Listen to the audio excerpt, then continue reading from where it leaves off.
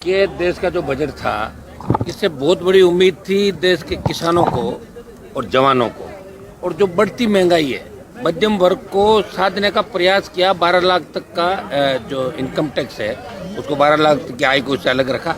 लेकिन petrol diesel की बड़ी कीमतें, जवानों को रोजगार, सरकारी नौकरियां देश के अंदर, एमएसपी पे खरीद और किसान कर्ज माफी और दूसरे जो ऐसे मामले थे, इन पे बजट में किसी तरह की कोई जिक्र नहीं किया गया। और राजस्थान, जिस राज्य से मैं आता हूँ, विशेष राज्य के दर्जे की रोजाना मांग करते हैं, राजस्थान का नाम तक बजट में नहीं लिया गया।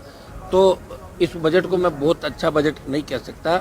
जो उम्मीद हमें थी उसमें निराशा देश के किसान, जवान और हमारे राजस्थान को लगी, जैसी हमेशा लगती। राजस्थान सरकार के 3-3, 4-4 मंत्री भी, 4-4, 5-5 अब तो मंत्री राजस्थान सरकार के देश के अंदर है।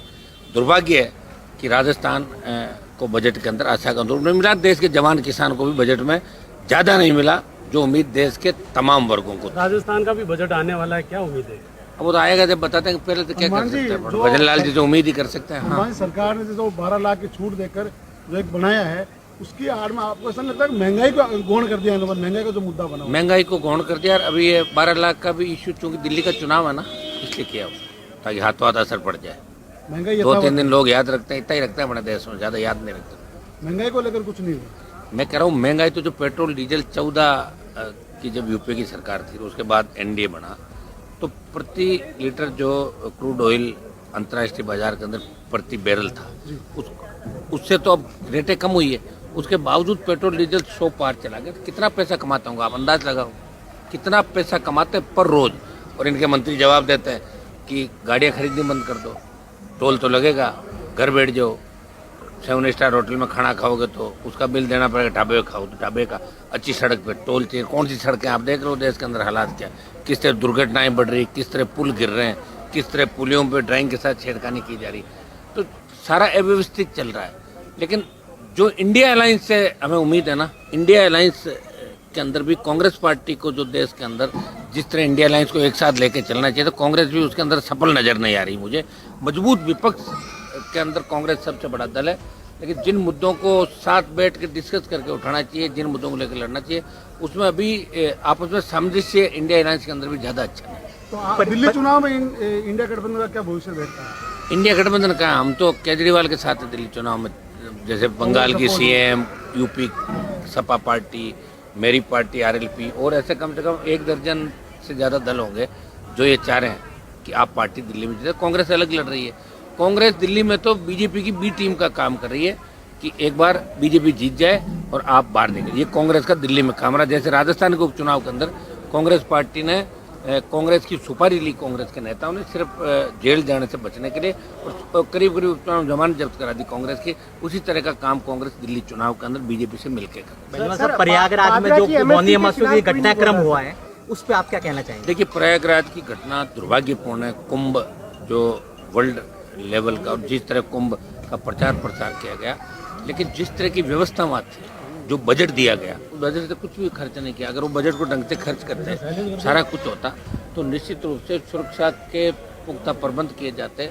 वो जगह छोटी है ना, उस जगह पर आप करोड़ों लोगों को ला रहे हो, तो फिर किस तरह आप करोगे? टेंट भी वहाँ लगेंगे, साधु भी आएंगे, अखाड़े भी आएंगे। जो व्यवस्था करनी थी, किस तरह लोग आएंगे, और जिस तरह लोग वहाँ रुक गए, तो कहीं न कहीं योगी सरकार की बड़ी असफलता, जिस तरह बाबाओं के बयान आ रहे। कुंभ की घटना छोटी घटना नहीं है। निश्चित रूप से पूरे देश को इस बात का दुख हुआ है, और कुंभ की घटना को लेकर लोकसभा भी चिंतित है, देश चिंतित है।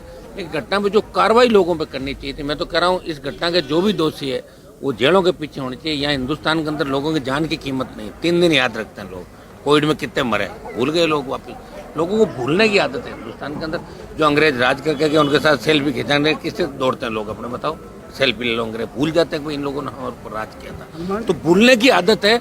और कुंभ की घटना को विपक्ष भी जिस तरह विरोध करे, वैसा नजर मुझे नहीं आ रहा कि विपक्ष इस घटना की जितनी निंदा की जाएगी, मगर इसमें जो भी दोषी अधिकारी, नेता, वीआईपी मूवमेंट जो भी है, उनके खिलाफ भी कार्रवाई होनी चाहिए, लेकिन नहीं हो रही कार्रवाई। दुर्भाग्यपूर्ण। इस मामले को लोकसभा के अंदर उठाएंगे हम लोग। केंद्र के अंदर राजस्थान के जो मंत्री हैं 3-4, इस बजट से क्या लगता है उनकी कोई परफॉर्मेंस रही है वहाँ पे?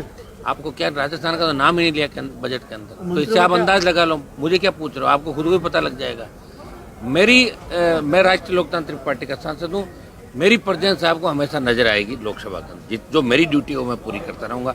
बजट के बारे में हमने बात कही, और भी मुद्दे राजस्थान के जो भी मुद्दे हम उठाएंगे, हमारे पीने के पानी के, सिंचाई के, रोजगार के, जो पेपर लीक, एसआई भर्ती और जो आरपीएससी का मामला है, आरपीएससी भंग करें, ये मोदी सरकार को याद दिलाएंगे कि चुनाव से पहले आपने क्या कहा था और चुनाव के बाद आप बदल क्यों गए। तो बार बार जब लोकसभा 3 तारीख से चलेगी तो उसमें किसान कर्ज माफी चलेगी। वो तमाम मुद्दे जो आरएलपी पार्टी की जब हमने गठन किया था तब समय जब संघर्ष के हमारे मुद्दे थे, आज भी हम संघर्ष कर रहे हैं तीसरे मोर्चे के रूप में राजस्थान के अंदर। दोनों पार्टियां जब मिल जाती, हम ही नजर आते हैं हर जगह, तो वो हमारी ड्यूटी हम निभाएंगे। राजस्थान का सम्मान देश के अंदर इसी तरह बढ़ाते हैं। धन्यवाद जी। लगातार राजस्थान में क्राइम बढ़ रहा है, साल भर हो गया भजनलाल शर्मा सरकार को, क्या कुछ आरएलपी स्टेप उठाएगी? आरएलपी अब आंदोलन करेगी, बस अब चालू कर रहे हैं हम लोग जल्दी। पार्लियामेंट के सत्र के दौरान भी उसके एक तो एसआई भर्ती का प्रमुख रहेगा, एसआई भर्ती के बाद जितनी भी भर्तियों में घोटाले हुए उन सब की भी हम करेंगे कि उनका भी एक बार भर्तियाँ रद्द की जाए। और कल जैसे आपके एक उसमें प्रिंट मीडिया में छपी थी खबर आरएस की, तो किस तरह हमने मांग की कि 2005 से लेके 2024 के बीच जितने भी आरपीएससी के चेयरमैन रहे 5 से 24, उन सब ने अपने परिवारों से 50, 100, 200, 20, 30, 100, 250 ये आदमी लगा दिए। आरएस लगा दिए, आरपीएस लगा दिए, आरटीएस लगा दिए। तो उन सब की जांच हो।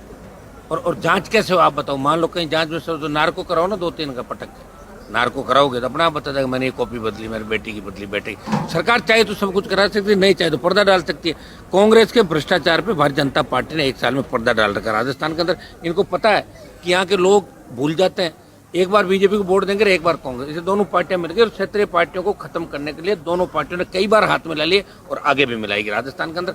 तो हम तमाम वो काम करेंगे जो राजस्थान का युवा, किसान और जो राजस्थान के डेवलपमेंट के लिए आवश्यक उन तमाम मुद्दों के लिए हम केंद्र में भी लड़ेंगे। और स्टेट में आरएलपी अपराध के खिलाफ और बच्चों का भविष्य सुरक्षित रहे, दोबारा पेपर लीक की घटनाएं नहीं हो, कड़े कानून बने महिला अत्याचार, दलित अत्याचार इनके खिलाफ, तो इसके लिए हम लगातार प्रयास जारी रहेगा हमारा।